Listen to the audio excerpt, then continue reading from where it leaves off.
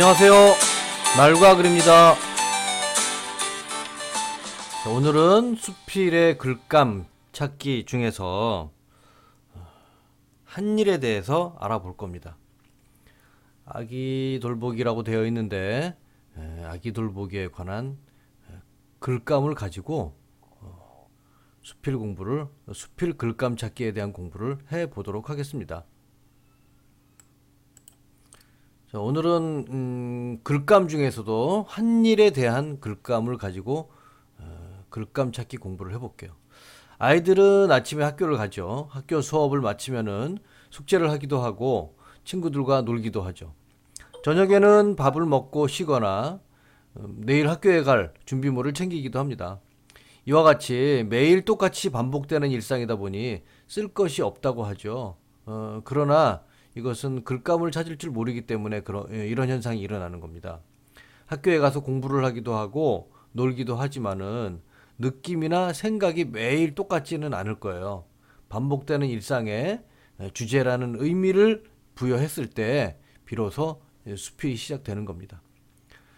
다음 수필의 글감이 뭔지 한번 생각해 보세요. 어떤 일을 했고 무엇을 느꼈는지도 찾아보시기 바랍니다. 밑에 보시면은 노란 칠을 한 부분이 있어요. 이 부분이 중심 문장에 해당하는 그런 중심 글감에 해당하는 부분입니다. 그러니까 이것이 이제 많아야 되겠죠. 보겠습니다. 수필 아기 돌보기는 힘들어. 고전 소설 심청전에 나오는 이야기다. 앞이 안 보이는 심청 아버지가 집으로 돌아오다 물에 빠졌다. 마침 지나가던 스님이 구해 주었다. 심청 아버지를 딱하게 여긴 스님은 부처님께 공양미 300석을 시주하면 눈을 뜰 수 있다고 했다.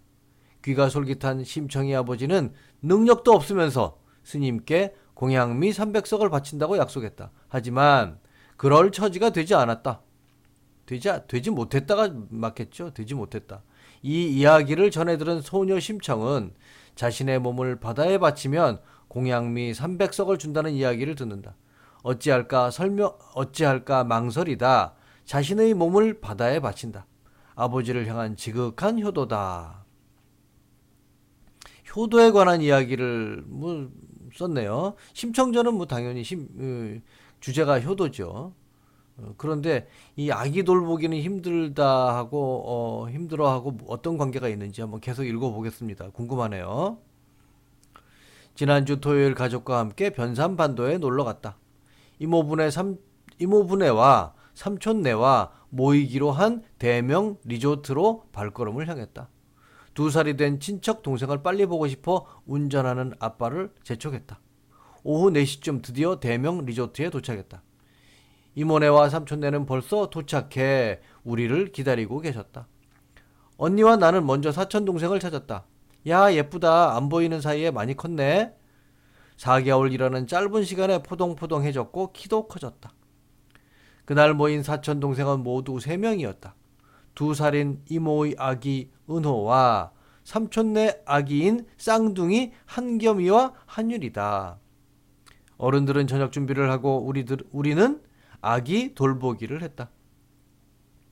우리는 마냥 즐겁고 재미있게 놀았다. 나는 은호에게 말했다. 은호, 이리 와. 내 말을 듣고 정말 은호가 나에게 엉금엉금 기어서 와주었다. 정말 기뻤다. 처음에는 서먹서먹했는데 몇 시간이 지나자 나를 따라주니 성은이 망극하옵니다 라고 말하고 싶었다. 순해질수록 아기들이 마냥 귀여웠다. 순해질수록 아기들이 마냥 귀여웠어요. 아기들이 순해서 귀여운 거 아닌가요?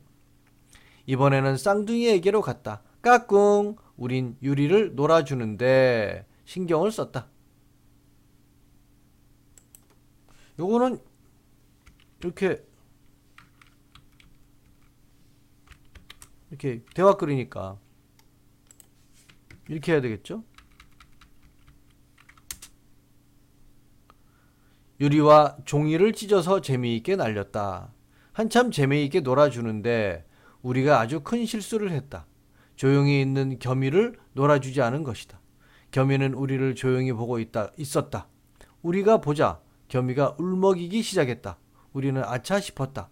겸이를 달래보았지만 벌써 울음보가 터져버렸다. 앙앙. 겸이는 크게 울었다. 아기를 잘 볼 줄 모르기 때문에 어쩔 수 없이 엄마에게 도움을 청했다. 엄마, 겸이 울어요. 좀 도와주세요. 엄마는 방 안에서 겸이를 달랬다. 노래도 불러주고 토닥여 주었다. 엄마도 힘들어했다. 엄마에게 너무 미안했다. 나는 효녀 심청과 거리가 멀었다.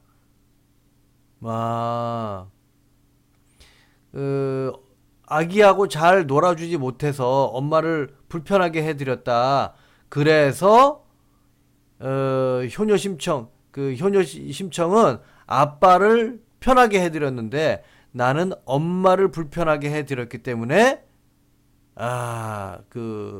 나는 효녀가 아니다. 뭐 그 얘기네요. 겸이가 방에서 나오면 실컷 놀아주려고 했다. 기다리고 기다려도 겸이는 오지 않았다. 왜냐하면 겸이는 깊은 잠에 빠졌기 때문이다. 잠시 뒤 나도 고요해졌다. 꿈을 꾸고 있었기 때문이다. 나도 잠이 들어버렸네요. 겸이만 잠이 들은 게 아니고. 꿈에서 겸이와 실컷 놀아주었다. 이거는 참 동화 같은 이야기네요. 역시 꿈에서도 아기와 놀아주기 힘든 건 마찬가지였다. 심청은 아버지의 눈을 뜨게 하기 위해서 자신의 몸을 바쳤다. 하지만 나는 엄마에게 효도를 하지 않은 것으로도 모자라 아기 보는 일로 엄마를 힘들게 하였다. 참 좋네요, 발상이. 친척 동생 은호, 함결이, 한유리와 노는 것은 정말 힘들었다. 아기들이 우니까 시끄럽고 어찌할 바를 몰랐다. 이렇게 아기를 보는데 힘들었는데 엄마도 나를 키우느라 힘드셨을 것이다. 나도 이젠 효녀 심청처럼 어깨 주물러 드리기, 공부 열심히 하기 등 할 수 있는 효도를 다 해야겠다. 좋네요. 효녀 심청과 그 다음에 자기 엄마에게 효도를 다하지 못하는 자기 자신을 이렇게 대조하면서 아기들을 이렇게 돌보는 게 힘드는데 엄마가 얼마나 나를 키우느라고 힘드셨을까까지도 생각을 발전시켰고 앞으로 나는 효녀 심청을 본받아서 엄마 어깨도 주물러 드리고 공부도 열심히 하는 그런 현대판 효녀가 되겠다는 이야기로 끝내고 있네요. 좋죠? 오늘은 그 글감 중에서도 한일에 관한 글감을 가지고 공부했어요. 아기를 돌본 일이죠, 한일이. 그러면서 이 글감을 통해서 나는 효도를 좀 더 해야겠다라는 생각으로 이 사건에서 얻은 경험을 발전시켜서 그런 생각을 하고 있네요. 오늘 재미있는 글감 아기 돌보기를 통해서 효도해야겠다는 생각까지 발전한 그런 이야기를 읽어봤습니다. 그런 수필을 읽어봤죠.